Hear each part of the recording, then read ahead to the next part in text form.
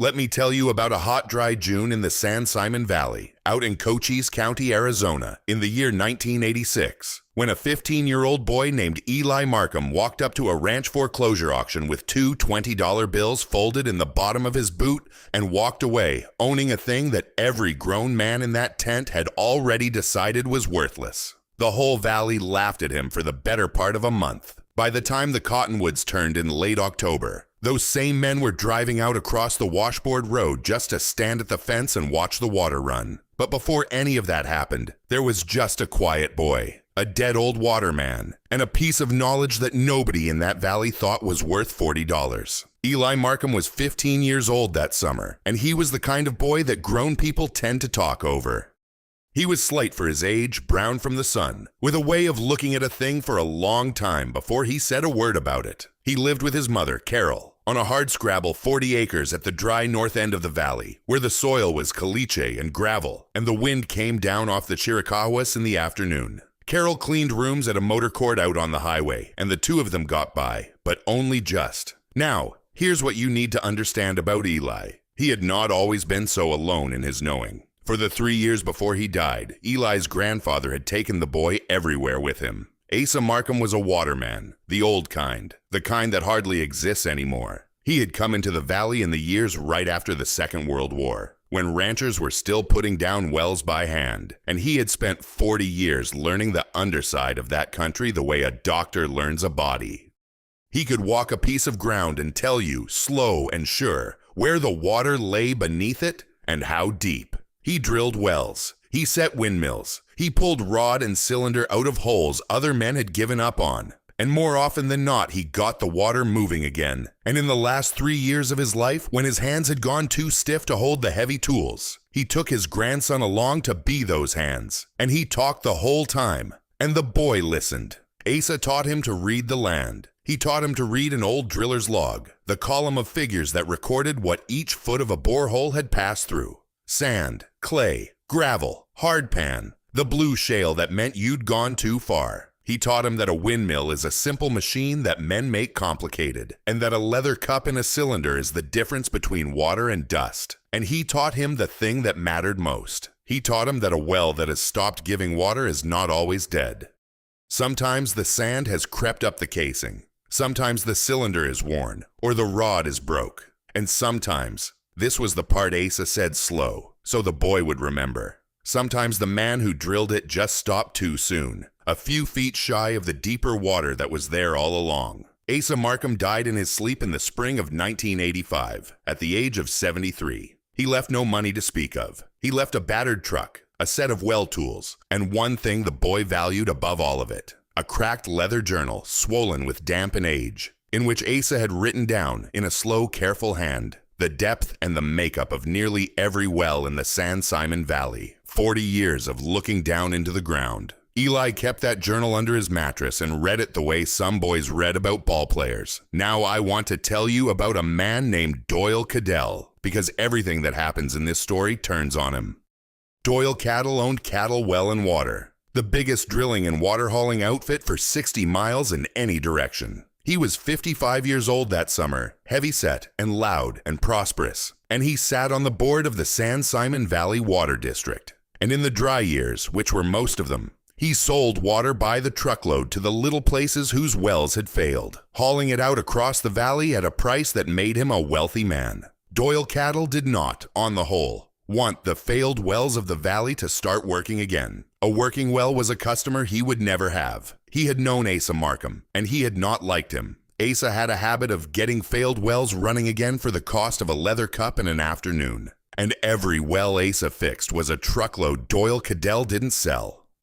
Twice in the old days, Caddell had offered to buy Asa's tools and his roots, and twice Asa had told him no, in a way that was polite enough on its face and clear enough underneath. Doyle Caddell had not forgotten either time. The auction came about because of a place at the dry center of the valley called the Pruitt Ranch. Old man Pruitt had run cattle there and gone broke doing it, and when he died, the bank took the land and the county took the rest for back taxes. And in the second week of June, they put the whole foreclosed parcel up for auction, parcel by parcel, under a borrowed canvas tent set up on the cracked hardpan in front of the empty ranch house. There was good ground in some of those lots, and grazing leases. And then there was Lot 11. Lot 11 was a half-acre square at the far corner of the Pruitt place, and on it stood a leaning air motor windmill, a cracked concrete stock tank gone green at the bottom, and a well, a dead well. It had quit giving water 10 years back, and old man Pruitt had cussed it and abandoned it and hauled his water ever since, from Doyle Caddell, as it happened. Everyone in the valley knew that well was dry. The county had set the opening bid on Lot 11 at $25, and the auctioneer, a decent fellow named Hollis Renz, who called sales all over the southeast corner of the state, had privately told the county clerk he doubted anybody would bid at all. Eli Markham saw the auction notice nailed to the post outside the feed store on a Thursday afternoon, the print already curling in the heat. He read it twice. He read Lot 11 3 times, and that night at supper he was so quiet that his mother asked him twice if he was sick. He wasn't sick. He was sitting very still inside himself, the way his grandfather used to sit, turning over a thing he thought he knew against the fear that he might be wrong, because Eli had read about the Pruitt well in his grandfather's journal. He had read it more than once, and what Asa had written there, in that slow, careful hand, was not what the rest of the valley believed. A windmill-driven water well in the arid southwest works on a principle older than the country itself. The wind turns the fan drives a rod down into the casing, and at the bottom a cylinder with a leather cup lifts a column of water a few feet with each stroke, day and night, as long as the wind blows. When such a well fails, ranchers often assume the underground water itself is gone. But just as often the trouble is mechanical. A worn cup, a sanded cylinder, a broken rod, or the original bore was simply never carried deep enough to reach a lower, more reliable layer of water-bearing gravel. The water is still down there. It is only waiting for someone who knows how to listen for it. Part 2. Now here's where the story starts to move. The morning of the auction came up hot and white and still. The kind of June morning in the San Simon Valley where the heat is already a living thing by 8 o'clock, and the mountains stand back behind a curtain of haze. By 10 there were maybe 50 people gathered under that canvas tent on the Pruitt place, sitting on borrowed folding chairs that burned the backs of their legs, fanning themselves with the auction sheets. Most had come for the grazing leases and the good south ground. And a good many, if they were honest, had come the way people come to any country auction, to see who spent what, and to talk about it after. Doyle Caddell came in a clean pearl snap shirt and a felt hat that had never seen a day's work, and he made a point of taking a chair right up in the front row where the whole tent could see him. Carol Markham hadn't wanted Eli to go at all. She thought it was foolishness, a boy with $40 at a grown men's sale. But she'd seen something settle in his face when he talked about it, something of his grandfather. And so in the end, she'd driven him out in Asa's old truck and parked at the back and stayed in the cab, watching. Eli walked into the tent alone and stood at the very back, near the open flap, holding his grandfather's journal against his chest with both arms the way another boy might hold a school book he was afraid to lose. He had 2 $20 bills in his boot. It was every cent he had in the world. He had gotten it by selling his grandfather's good drilling bits to a man over in Bowie, and selling them had cost him something he couldn't have said out loud. Hollis Renz climbed up onto the wooden platform, tapped the microphone, and started in. He sold the south ground first, and it went high to a cattleman from the Sulphur Springs Valley. He sold the grazing lease, and Doyle Caddell took that one, lifting his paddle without even looking up. He sold the equipment in lots, and the morning wore on and the heat climbed and folks got restless. And then, late in the morning, Hollis Renz came to Lot 11. Lot 11, Renz called out, reading off his sheet. Half-acre corner parcel, north end of the Pruitt place, 1 air motor windmill, 1 concrete stock tank, and 1 water well. He paused and something almost apologetic came into his voice. I'll tell you straight, folks, the county's got this one marked as a dry hole. Quit producing back around 76. We'll open her at $25 more for the steel in the windmill than anything else. There was a ripple of low laughter under the tent. A man near the front said, loud enough to carry, that you couldn't give a dry well away in this valley. And somebody else said you'd pay more than that just to have the thing hauled off. Doyle Caddell laughed along with them, big and easy, and said, Renz, that hole's been dry longer than some of these boys been alive. Ought to pay a man to take it.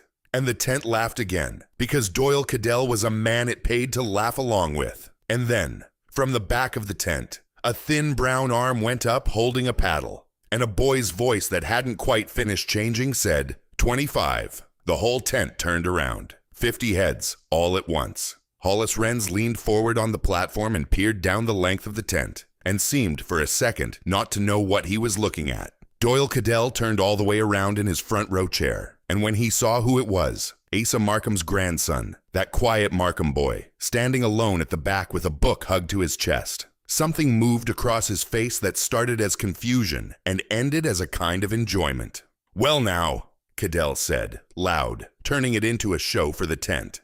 "That's the little Markham boy. Son, do you know what a water well is? That's a hole in the ground that don't have any water in it. That's what dry means." The tent laughed. Caddell warmed to it. "You got 40 acres of dust at home you can't water, and you want to buy a second dry hole? Boy, your granddaddy taught you a lot of things, but I don't believe he taught you arithmetic." Eli did not answer him. He stood very still, the way Asa used to stand, and he kept his paddle up, and he looked at Hollis Renz, and not at Doyle Caddell at all. There was a long, hot, uncomfortable silence under the tent. Hollis Renz looked around for another bid, the way an auctioneer does, almost hoping for one to break the strangeness of it. "I've got 25 from the young man in the back," Renz said. 25. Do I hear 30? Anybody? It's a windmill and a half-acre, folks. The steel alone's worth the money." Nobody bid. Of course nobody bid. There wasn't a soul under that tent who wanted a dry hole. And there wasn't a soul who wanted to be seen bidding a boy up out of meanness with Doyle Caddell making sport of it. So they sat on their hands and they smirked, and they waited to see how the thing would land. And Eli, sensing something he couldn't have explained, lifted his paddle again before Renz could close it, and said in that same flat voice, 40. He had bid himself up. He had bid against no one but his own fear, raised his own price $15 for no reason any man in that tent could see. And the laughter that broke now was the worst kind, the kind that isn't even cruel, just certain. The easy laughter of 50 people who all believe the same simple thing about a boy and find it funny. Doyle Caddell slapped his knee.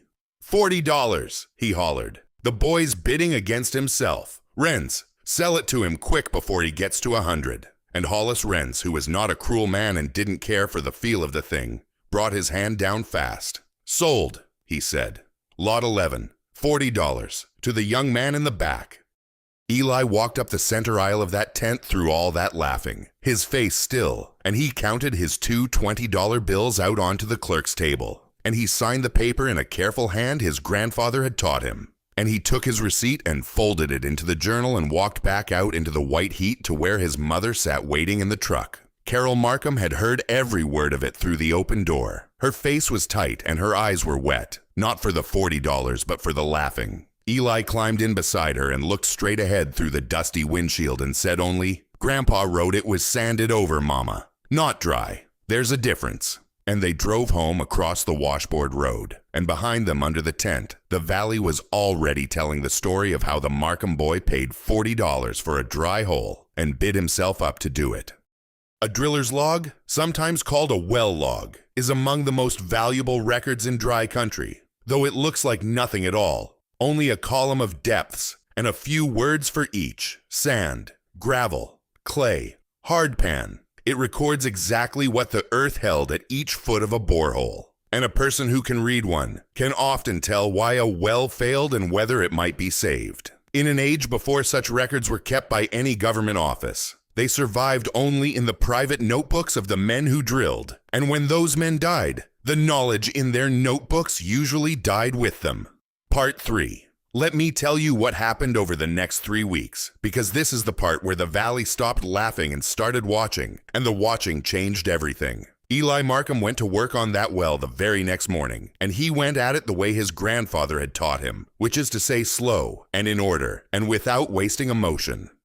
The first thing he did was nothing at all but look. He spent the better part of a day at the Pruitt corner just standing at the foot of that leaning air motor, reading the windmill the way Asa had read machines, finding the seized brake and the dry gearbox and the pull rod that had rusted in its guides. Then he opened the journal to the Pruitt page and read again what his grandfather had written there in 1968, the year Asa had last worked on that very well. The water. Asa had written, lay in a gravel bed that began at 112 feet. The original bore had been carried down only to 104. For 8 years it had drawn off the thin top edge of that gravel, and when sand crept up the casing and choked the cylinder, the well went to coughing dust. And old man Pruitt, who knew nothing of cylinders and gravel beds, decided the water was gone and called Doyle Caddell's water truck and never looked back. Eli could not afford a drill rig. He had $40 worth of nothing and a dead man's tools, but he did not need to drill. He needed to bale the sand out of the casing, free up the worn cylinder, fit a new leather cup, and put a windmill back in working order. And every one of those things his grandfather had taught his hands to do. So that is what the boy did. He cleaned and greased the gearbox and freed the brake and oiled the pull rod. He built a baler out of a length of pipe with a flap valve in the bottom, the way Asa had shown him, and he ran it down the casing on a rope wound over the windmill's own wheel, dropping it and hauling it, dropping it and hauling it in the killing heat, bringing up a few inches of wet-packed sand at a time and dumping it on the hard pan, hour after hour, day after day, until his hands bled through the gloves and his mother made him wear 2 pair. He pulled the rod and the cylinder up out of the hole hand over hand, and he found the leather cup in it gone hard and split, just as the journal had let him hope. And he cut a new one from a sheet of harness leather and soaked it soft and fitted it true.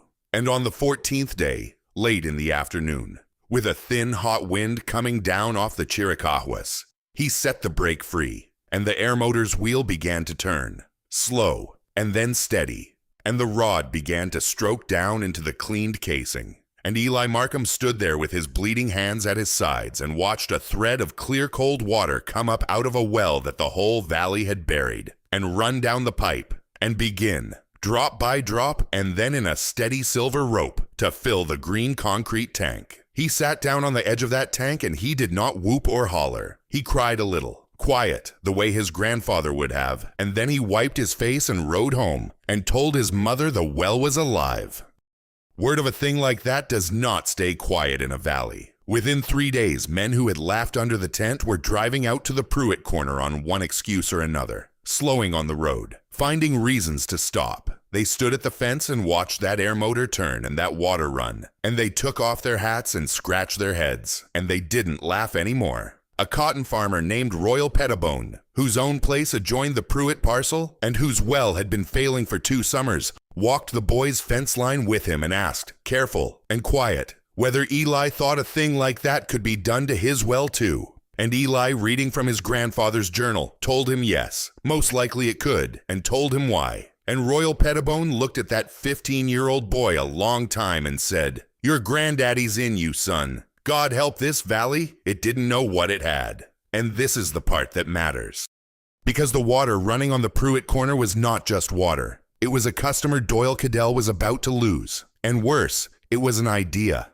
The idea that the failed wells of the San Simon Valley might not be failed at all. That a boy with a dead man's notebook could put them right for the price of a leather cup. And that nobody in that valley ever needed to buy another truckload of hauled water again. Doyle Caddell heard about the well on a Tuesday, and by Friday he had driven out himself and sat in his truck at the Pruitt fence with the engine running and watched that windmill turn for a long, silent 10 minutes. And what he felt was not wonder. What he felt was the cold arithmetic of a man watching his own ledger bleed. So Doyle Caddell did what powerful men do when a thing threatens them, and they cannot meet it honestly. He went around it. He was on the board of the San Simon Valley Water District, and the Water District held the authority to register and permit every well in the valley under a state groundwater code that almost nobody but Caddell himself had ever bothered to read. 10 days after the Pruitt well came alive, a county constable drove out to Carol Markham's place and handed her a certified letter. The letter, on the Water District's letterhead, stated that the well on Lot 11 was an unregistered and unpermitted water source. That reactivating an abandoned well without district approval was a violation of the Valley Groundwater Management Code, and that the Markhams had 30 days to cap the well and cease drawing water from it, or face fines that ran into figures Carol Markham could not have paid in 10 years of cleaning motel rooms. Eli read the letter twice, the way he read everything, and then he sat down on the front step in the failing light and felt the whole thing go heavy on him at once. He understood in the way his grandfather had taught him to understand machines exactly what had happened. Doyle Caddell could not say the well was dry because everyone had seen the water run. So Caddell had reached for the one tool the boy had no answer to: the law, and the board, and the long table of important men in front of whom a 15-year-old with bleeding hands and a dead man's notebook counted for nothing at all. In much of the arid American West, groundwater is governed not by simple ownership but by a thicket of state codes, district rules, and permits, written in language so dense that ordinary landowners rarely understand their own rights. Such systems were often created to protect a shared resource. But because the rules are complex and the hearings are intimidating, they can also be turned by those who understand them against those who do not, so that the deciding question becomes not who is right about the water, but who can stand up in the room and be heard. Part 4. And that's when everything changed, though not in the way you might expect, and not because of anything the boy did with his hands. Eli Markham had spent that whole long summer believing, the way his grandfather had half believed before him, that a man does his work alone and lets the work speak. He had cleaned that well alone. He had borne the laughing alone. And now, sitting on the step with that letter in his hand, he understood for the first time that there are some things a person cannot fix alone with a notebook and a leather cup. That the well was running clear and true, and it would not matter one bit, because the fight had moved to a long table in a room full of important men. And in that room he had no standing at all. The hearing was set for the last Thursday in July. Eli almost didn't go. What stopped him was his mother, who looked at the letter and then at her son, and said, in a voice he had not heard her use before, "Your grandfather pulled half the wells in this valley up out of the dust for nothing. You take that book of his and you go in there and you let these people remember who he was." So he went. The district office was a low cinder block building with a window unit that rattled and lost, and there were maybe 60 people crowded into the folding chairs by 7 o'clock that Thursday. More than had ever come to a water district hearing in memory, because word had gotten around. Doyle Caddell sat at the long board table up front with the other 4 district members, in a clean shirt with his arms folded, a small private smile on his face, because he had spent the whole week telling anyone who'd listen that the Markham boy was drawing water he had no right to. Eli came in late, on purpose, with his mother on one side of him and his grandfather's leather journal under his arm. The room went quiet when they walked in. He did not go to the back where a boy would naturally go. He walked to the front, and he asked the board chairman, an old rancher named Press Van Diver who had known Asa for 40 years, whether he might say a few words before the board voted. Press Van Diver looked at Doyle Caddell, and then he looked at the boy, and then he said, "Son, you can have all the words you need." Eli set the journal on the table in front of the board and opened it to the Pruitt page. He didn't make a speech. He hadn't the gift for it, and he knew it, so he just told it plain and slow, the way Asa would have.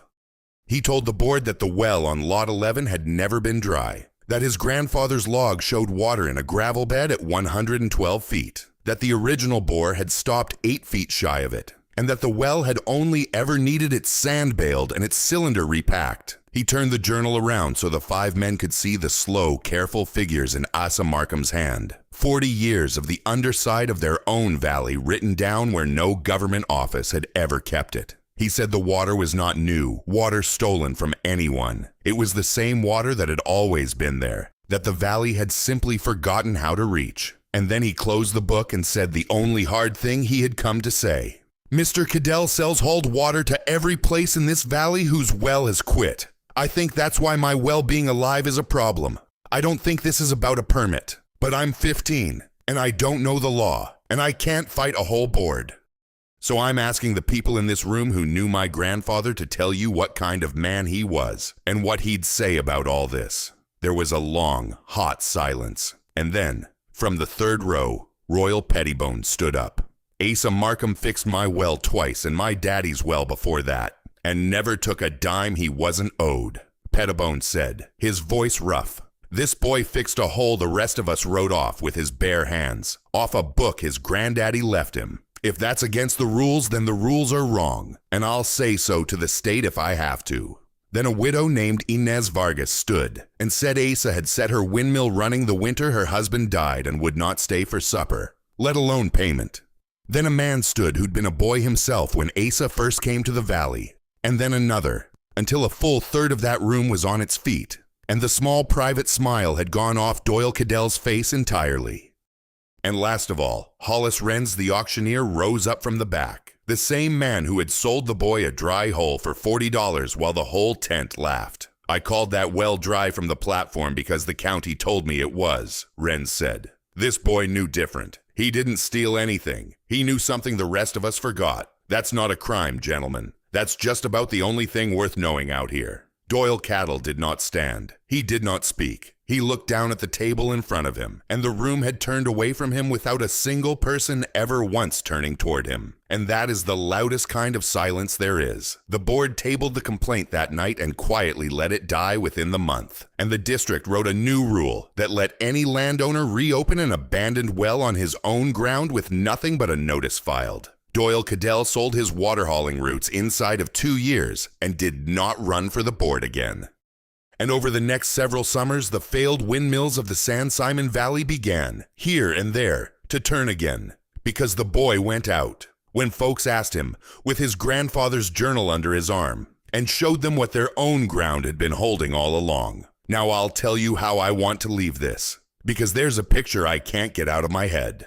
On a cool morning the following spring, out at the Pruitt corner, that air motor turning slow and steady against a pale early sky, Eli Markham stood at the foot of the windmill with the 8-year-old Pettibone girl from down the road, who had taken to following him around the way he'd once followed Asa. He had the leather journal open in his hands, running a brown finger down the column of figures. Sand, gravel, clay, the words his grandfather had written, and teaching her, slow and patient, how to read what the earth was holding under their feet.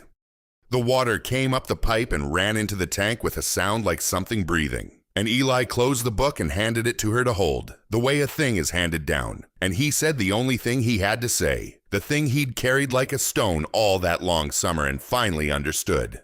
The water was always there, he told her. It was just waiting on somebody who knew how to listen for it. And the windmill turned, and the water ran, and the sun came up over the valley that had laughed. A windmill and a well, properly maintained, can draw clean water from the ground for 100 years, with almost no fuel but the wind. But the knowledge of how to read the land, how to bale a casing and pack a cylinder and find the gravel bed where the water waits, is a far more fragile thing than the iron. It lives only in the hands and the memory of a person who was taught it. And across the dry country of the West, a great deal of it has been lost. Not because the wells went dry, but because no one stayed close enough, long enough, to learn. The valleys that kept their water were the ones where somebody, somewhere, was patient enough to teach a child to listen.